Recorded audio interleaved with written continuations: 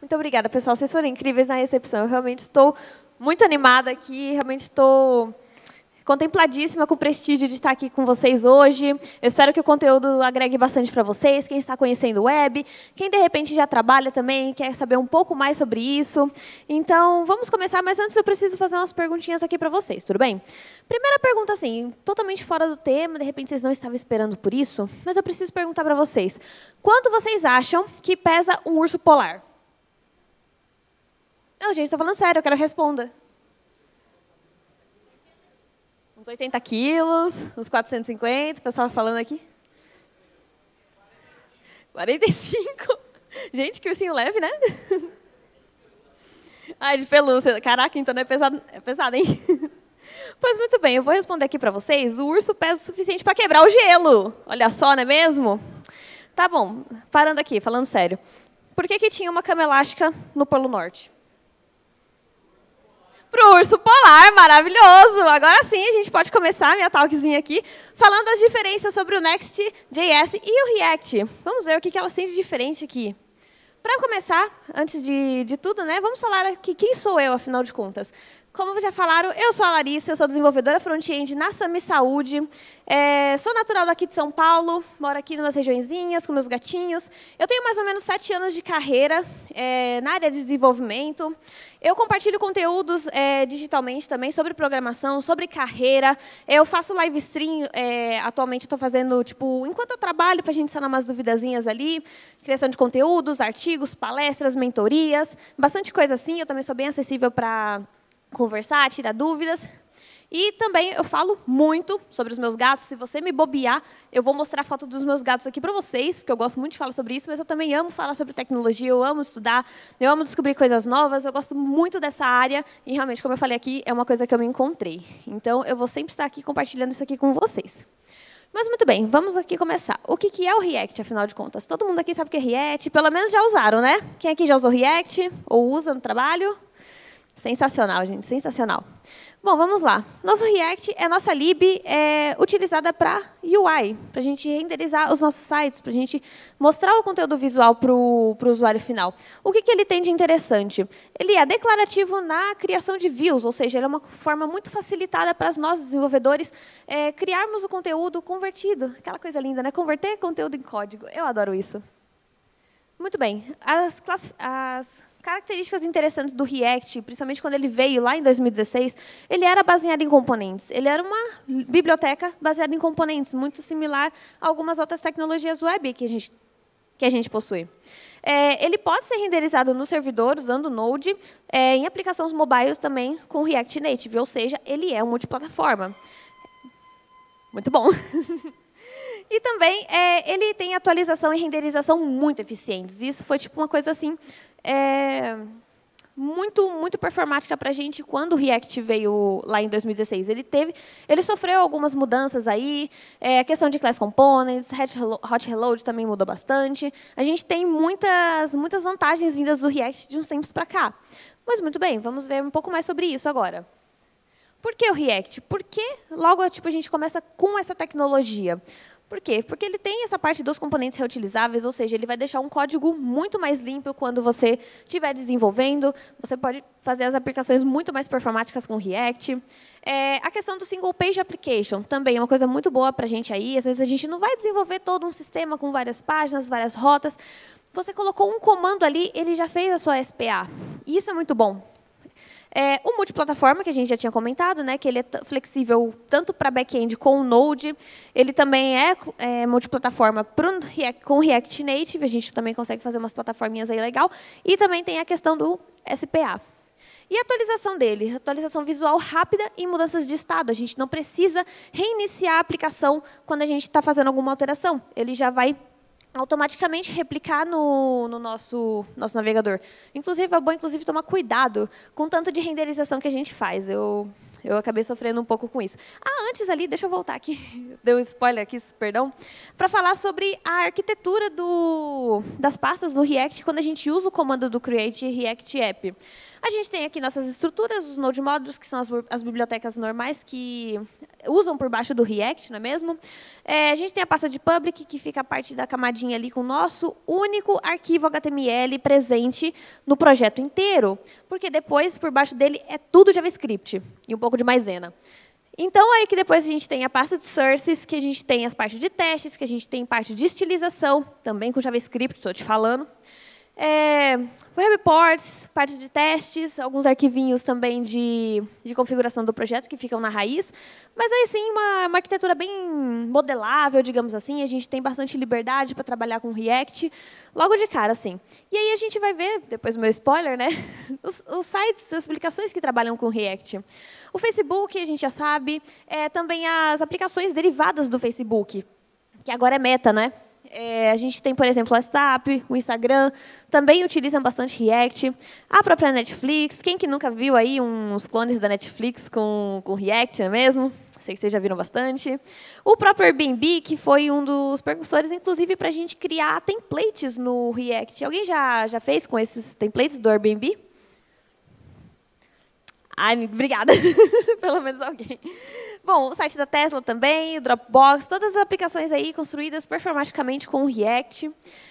Muito bem, a gente só vê as partes maravilhosas do React, mas aí a gente também tem aquela questão. Esse bonito aqui que chega nas nossas vidas depois de um tempo, o Next. O que é o Next? O Next ele é o próximo.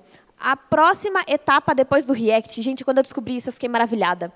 De verdade, eu gostei tanto disso, eu fiquei, meu Deus. É lindo demais, porque você tem aqui o React, porque você sabe que o Next ele é um framework para React. Ou seja, no fim das contas, ali também React. Só que aí ele é o próximo. Ele é o próximo nível, a próxima etapa. Que coisa linda. Eu adorei, de verdade. Mas, sim, é um framework React para a produção. Mas a gente vai ver quais são as diferenças do Next para o React agora. O que a gente tem de bom no Next? A gente tem o Server-Side Rendering. Ou seja, a renderização vai ser, de alguma forma, sendo feita adiantada no lado do servidor. E aí, quando a gente executar a nossa aplicação no lado do cliente, o site vai estar muito mais rápido, já vai ter as informações, de uma certa forma, fixas na nossa página do cliente. E isso vai impactar bastante na performance do nosso site. Porque, normalmente, a gente não vai esperar o site carregar inteiro para, enfim, ele ser exibido. Ele já vai estar pré-carregado. Essa é uma das principais vantagens do Next. O Static Site Generator é bem nessa pegada também. Ele vai gerar o site estático para a gente não precisar ficar dependendo do carregamento dele na hora de executar ele. Ou mesmo de abrir. O carregamento dele é simbolicamente diferente, muito mais rápido. Pouco ou nenhuma configuração inicial, porque olha só que maravilha, já vamos agora para a arquitetura do Next, porque ela é muito mais simples para a gente, tem outros pontos também muito legais. Por exemplo, cada parte ali das requisições é só para ela. A gente vai fazer as requisições de cada uma das páginas nela mesma, tem uma camadinha aí de arquitetura interessante. A pasta de public também fica algumas coisas bem assim, simbólicas, digamos assim, para os sites, tipo, já fazer o carregamento inicial. Aquele íconezinho que a gente vê nas tabs, eu esqueci o nome, é um ícone pequenininho que eu esqueci o nome agora, perdão. Mas também, um SVG é um ícone aí, eu esqueci realmente, desculpa. A parte de estilização também e o diferencial do Next, que é essa questão de rotas diferentes. Quando a gente vai fazer rotas no React, normalmente a gente costuma fazer uma configuração inicial, ela não vem pronta para a gente, que normalmente inclui a gente instalar a biblioteca do React Router DOM, fazer toda uma configuração, inclusive quem aí sofreu com a mudança do Router DOM V6. Estamos juntos, galera, estamos juntos, sofremos aí. Mas, então, a gente tem que fazer toda essa configuração inicial no React agora. Só que aí no Next não precisa. No Next, a gente tem essa coisa maravilhosa chamada você criou um arquivo com o nome da rota que você quer. Por exemplo, a gente está desenvolvendo o site e a gente vai fazer uma página de About. Você criou ali um about.js, ou um TSX também, está tudo certo, e a rota está lindamente criada. Você não precisa fazer configuração nenhuma. Eu amei isso de verdade. E aí a gente também tem o suporte a TypeScript, porque TypeScript hoje não pode nem ser assim cogitado, acho que eu não vou usar. Não, usa o TypeScript, pelo amor de Deus. E aí a gente tem muito suporte para ele no Next. Então, assim, não tem mais desculpa para você não usar TypeScript. Vou ficar de olho, hein? Muito bem, aí a gente tem aqui os sites que usam Next também. Quais sites que a gente tem? O próprio site da Vercel, que, inclusive, tem dado muito suporte desde o surgimento do Next para a hospedagem das aplicações dele. Tem facilitado bastante para a gente. O GitHub Copilot também tem sido bem utilizado, o Next. O Hashnode, que, inclusive, eu vou falar uma curiosidade aqui, que eu vou falar mais para frente, mas eu vou dar um spoiler já. O Hashnode ele é um blog para desenvolvedores, e o blog ele tem essa característica de estar sempre atualizado, estar sempre com as coisas mais atuais já publicadas, já visíveis para os usuários. E é por isso que o Next performa tão bem em sites desse tipo. Porque você precisa de informação rápida, você precisa otimizar a performance das informações que estão vindo. E é por isso que o Next é muito bem escolhido para esse tipo de aplicação. O Nextflix Jobs também, e até mesmo o TikTok. Eu fiquei surpresa com isso, inclusive. Mas muito bem, agora vamos voltar aqui um pouquinho no React para a gente entender as vantagens de fato dele. A curva de aprendizado dele é realmente baixa. Como eu falei, você pode, de repente, pegar as tecnologias bases da web, HTML, CSS e JavaScript, e já pular para o React. É bom que você tenha essas bases bem sólidas, inclusive, viu?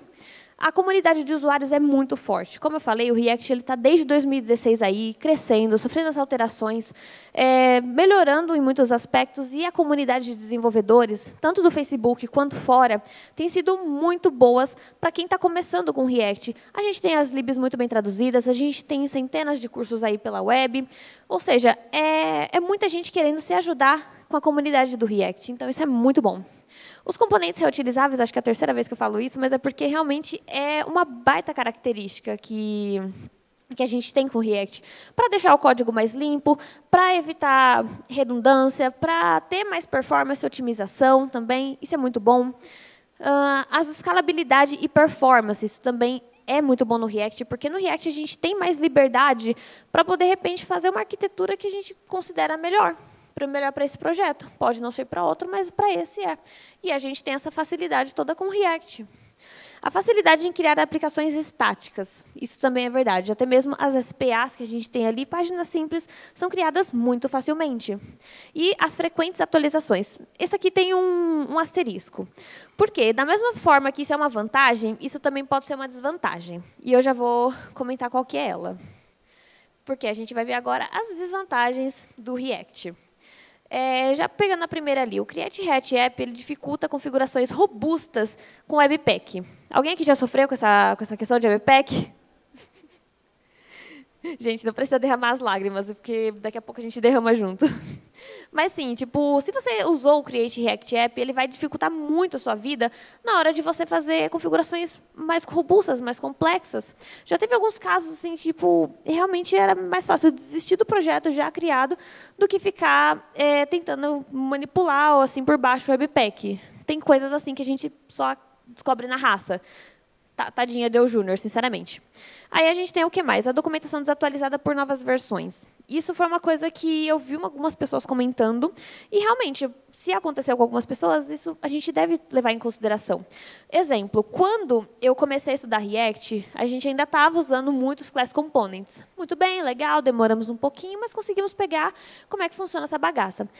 Pouco tempo depois já surge o quê? Os hooks. Não sabemos que negócio é esse, ele usa o quê? Os Functional Components. Muito bem. Só que eu senti, quando eu estava aprendendo, que eu ia redobrar, aliás, refazer todo o meu fluxo de aprendizado para o React, porque já eram os conceitos um pouco diferentes, tinha novas modificações. Então, assim, eu acabei sofrendo um pouco com isso, e aí eu não peguei muito bem nessa questão da documentação, porque a documentação me ajudou no começo com Class Component, mas não me ajudou com hooks. Assim, ficou um pouquinho complicada essa questão, então eu coloquei como uma desvantagem. Ele não trabalha com renderização do lado do servidor se não estiver com o Node. Você pode fazer algumas configurações, só que vai ser um pouco mais complicado. a sem segurança para o BFF. Realmente, a gente tem essa melhoria no Next, só que no front com o React já não fica tão fácil. A gente tem que fazer algumas configurações a mais para isso acontecer. Então, tipo, eu coloco como desvantagem. E sem otimização para SEO. Alguns sites, por exemplo, os blogs, os portais de notícia, e-commerce, eles precisam ser muito bem indexados, e o React, às vezes, não vai atender isso sozinho. Então, também tem essa desvantagem. E agora a gente passa aqui para a gente ver, de fato, as vantagens do React. Como eu já tinha mencionado antes, o build estático e o server-side rendering. Essas são um tipo de coisas assim, que vão sanar para algumas aplicações. Quais aplicações, por exemplo? Os e-commerces, os blogs, portais de notícia, sites que precisam de uma renderização mais rápida para trazer mais rápido essas informações e que estão em constante atualizações também. Então, a gente pode acatar como vantagem usar o Next do que o React. A configuração maravilhosa e simples das páginas. Você criou ali um arquivinho, sua rota já está criada. Isso também é uma baita de uma vantagem. O SSR ele melhora a performance de carregamento das páginas justamente por trazer o conteúdo estático. Outra vantagem. A camada de segurança no back-end é muito mais manipulado e realmente tem mais segurança. O React também é otimizado para SEO. Justamente aquela questão que eu falei. Sites que precisam de boas indexações nos motores de busca estão muito seguros na mão do Next. E a melhor experiência do usuário. Também tem aí a gente criar os componentes mais facilmente, a gente criar boas interfaces, criar rotas facilmente. Só facilita para a gente, desenvolvedor, e também para os usuários. Mas aí a gente também encontra algumas desvantagens no Next. Como, por exemplo, alguns dos frameworks deles são pagos e outras ferramentas que normalmente a gente utilizaria no React acabam não sendo acessíveis para a gente, principalmente no começo. Ainda mais quando o Next estava saindo, a gente queria, por exemplo, que ele funcionasse bem com tais ferramentas, mas aí não conseguia, porque ele ainda estava sendo ajustado. O que mais que a gente tem? A configuração para produção complexa. Por mais que ela pode parecer simples, quando a gente segue aquele tutorial todo da Vercel e tudo mais, ele ainda assim precisa de algumas configurações, principalmente com questões que a gente já sofreu com o Next, que é o Dockerfile. Alguém aqui já sofreu com o Dockerfile, com o Kubernetes, com o Next? Parabéns, galera. Sofremos, guerreiros aqui. Mas, então, a gente acaba tendo que sofrer esse tipo de coisa com a ferramenta que não fica tão configurável para a produção, tão facilmente, aliás. O ecossistema de plugins continua um pouco pobre, como eu falei. Algumas ferramentas ainda não são tão adeptas para o Next, então a gente acaba sofrendo com isso também. A curva de aprendizado eu consideraria como mediana, como eu disse. Você, de repente, pular das tecnologias básicas para você ir para o Next é um caminho assim. Coragem é o que você tem, sinceramente, porque assim, o Next ele já está uma próxima etapa do React, então compensa mais você pegar o React para entender os funcionamentos, como é que funcionam os life cycles, colocar em produção e tudo mais, para depois você começar a entender o Next. Então, assim, vamos pegar primeiro o React, depois o Next, que fica uma curva de aprendizado melhor para ti, porque se você pegar direto do Next, pode ser uma coisa assim um pouco mais mediana. E o último, que é o roteamento dinâmico. O roteamento dinâmico é possível apenas com Node. Você vai fazer alguma coisa diferente nos roteamentos, você vai precisar da ajuda do Node, por mais que o roteamento no Next seja muito mais fácil em comparação com o React. Vemos isso aqui agora. Agora vamos colocar os dois lado a lado. Como que a gente decide qual deles a gente usa? Muito bem, a gente percebeu aqui o que cada framework /lib oferece para a gente, e a gente analisa os casos em que fica melhor usar cada um deles. Se você precisa, de repente, de aplicativos multiplataforma, você precisa de uma visualização de dados mais rápida, digamos assim, e os aplicativos de página única, que são os SPAs, você pode acabar migrando para o React. Aí você percebe que você vai estar desenvolvendo, de repente, para um e-commerce, portais de clientes, blogs, portais de notícias, sites de marketing também, você acaba atendendo o Next. Por quê? Por conta da rápida renderização, as rápidas informações, a segurança que ele oferece. Você acaba tendo todas essas perspectivas a partir dos dois comparativos deles aqui. E, com base nisso, a gente consegue identificar em que momento que a gente usa cada um deles. E, bom, gente, eu espero que eu tenha sanado as dúvidas de vocês, dado uma boa introdução, caso alguém não conhecesse o Next, o React. Sugiro, inclusive, que vocês conheçam mais as ferramentas, coloquem elas em prática, coloquem em produção. Vamos tirar umas dúvidas aí também. Abro para perguntas para vocês aqui também. E também já deixo aqui disponível os meus links, meus GitHubs, os meus Instagrams. Brincadeira, só um de cada um. Tem Instagram, tem link. Eu tenho uma newsletter também que eu compartilho as minhas vivências de código, coisas que eu estou chorando aí, umas pitangas, umas semanas, aí eu compartilho lá também. Conteúdos que eu estou lendo, fotos dos meus gatos. Tem bastante conteúdo lá que eu gostaria muito que vocês conhecessem também. E aí a gente vai se falando. Muito obrigada pela atenção de vocês.